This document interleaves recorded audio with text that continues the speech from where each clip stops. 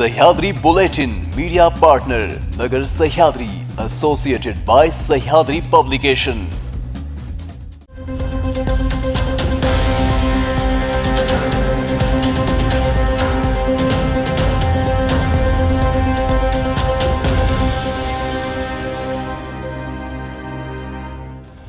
नमस्कार, मी अबोली न्यूज 24 सह्याद्रीमध्ये तुमचं स्वागत। पाहूया राज्यातील महत्त्वपूर्ण बातम्यांचा आढावा सह्याद्री बुलेटिनमध्ये।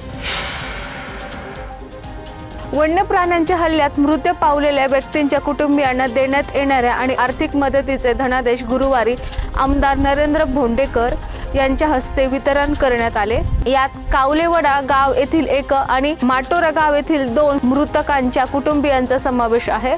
माहितीनुसार भंडारा वन परिक्षेत्र अंतर्गत जानेवारी महिन्यात माटोरा येथील राजू ताराचंद्र सेलोकर आणि कावलेवाडा येथील श्रीमती नंदा किसन खंडाते यांच्यावर वाघाने हल्ला करून त्यांना ठार केले होते। त्याचप्रमाणे 20 जून 2024 रोजी माटोरा येथील देवराम तुलाराम सोनवणे यांचा रानडुकराच्या हल्ल्यात मृत्यू झाला होता। यात तिघांना लवकर मोबदला मिळावा म्हणून भंडाऱ्याचे आमदार नरेंद्र भोंडेकर यांनी भंडारा वन परिक्षेत्र अधिकारी यांना तगादा लावला असता मृतकांच्या कुटुंबियास घटनेच्या पहिल्याच दिवशी 15 लाखांचा धनादेश देण्यात आला होता, तर उर्वरित 10 लाखांचा धनादेश गुरुवारी आमदार भोंडेकर यांच्या हस्ते उपवनरक्षक कार्यालयात वितरित करण्यात आले। यावेळी सहाय्यक वनसंरक्षक सचिन निखल, आरएफओ विलास बेलखोडे, कावलेवाडा गावचे व मांडवी गावचे सरपंच सहस्राम कांबळे, माजी जिल्हा परिषद सदस्य रुपेश खवास व मृतकांचे कुटुंबीय आणि वन विभागाचे कर्मचारी उपस्थित होते। पोलिसांनी ठरवले असते तर सरपंच संतोष देशमुख यांचा जीव वाचला असता का?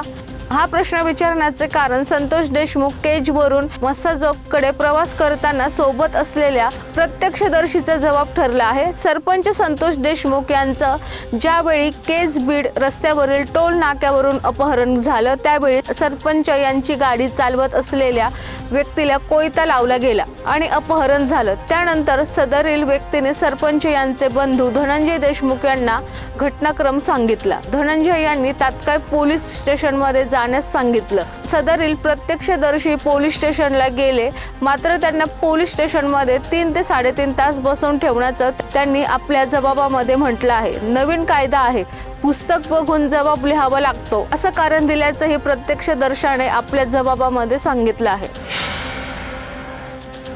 संभाजीराजे वाघ्या कुत्रांबाबत बोलताना म्हणाले, देशात एकच वाघ होऊन गेला, छत्रपती संभाजी महाराज। इतिहासात कुठेही वाघ्या कुत्र्याची नोंद नाही, तर सत्य शोधण्यासाठी इतिहासकारांची समिती बसवा। त्या वाघ्या कुत्रांबाबत धनगर समाज होळकर यांचा संबंध काय, असा प्रश्न त्यांनी विचारला।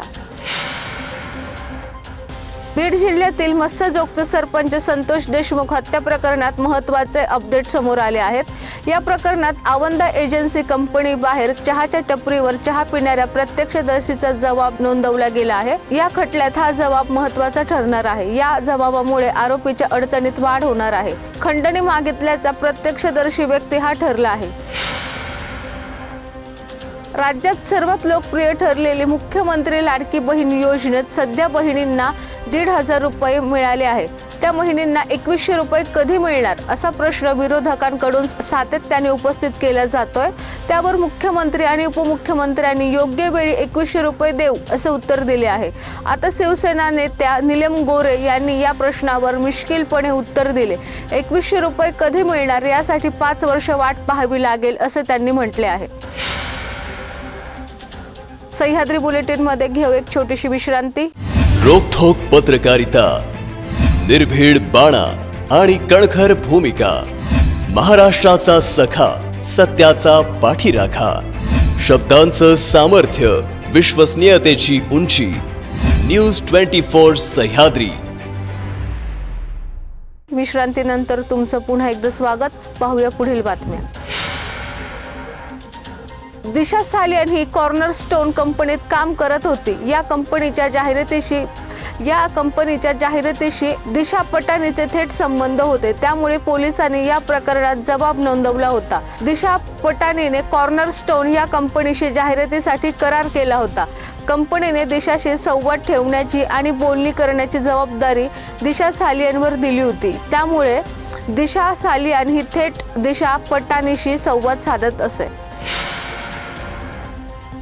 मराठा आरक्षण आंदोलनाचे नेते मनोज जरांगे पाटील यांची प्रकृती शुक्रवारी रात्री खालावली। बीडच्या मेळाव्यानंतर मनोज जरांगे यांची प्रकृती बिघडली, त्यांना चक्कर येऊ लागली होती।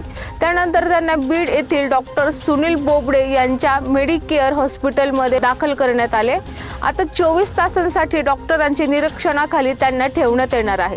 त्यांची प्रकृती आता स्थिर असल्याचे डॉक्टरांनी सांगितले। अजित पवार आणि छगन भुजबळ यांच्यात गेल्या काही दिवसांपासून दुरावा निर्माण झाला आहे। भुजबळ यांना मंत्रिमंडळातही स्थान दिले नाही। त्यानंतर छगन भुजबळ यांनी आपली नाराजी जाहीरपणे व्यक्त केल्यानंतर अजित पवार यांनी त्यांची दखल घेतली नाही। त्यानंतर ओबीसी चेहरा म्हणून धनंजय मुंडे आणि मंत्रिमंडळात स्थान दिले, परंतु संतोष देशमुख हत्या प्रकरणात वाल्मिक कराडचे नाव समोर आले, त्यामुळे धनंजय मुंडे अडचणीत आले। 2 कोटी रुपयांच्या खंडणीसाठी शाळेत सोडणाऱ्या रिक्षावाल्यानेच त्यांच्या साथीदारासोबत एका 6 वर्षाच्या मुलाचे अपहरण केले। मुलाचे अपहरण झाल्याची माहिती रिक्षावाल्यानेच त्याच्या वडिलांना दिली। त्यानंतर काही वेळेत 2 कोटी रुपयांची खंडणी मागणारा फोन आला। प्रकरणाचे गांभीर्य लक्षात घेऊन पोलिसांनी तपास सुरू केला। त्यानंतर केवळ 3 तासात अपहरणकर्ता आणि त्याचे साथीदार उघड झाले। मुलाची सुखरूप सुटका झाली। सह्याद्री बुलेटिन मध्ये आपण इथेच थांबतोय। तुम्ही पाहत रहा न्यूज 24 सह्याद्री।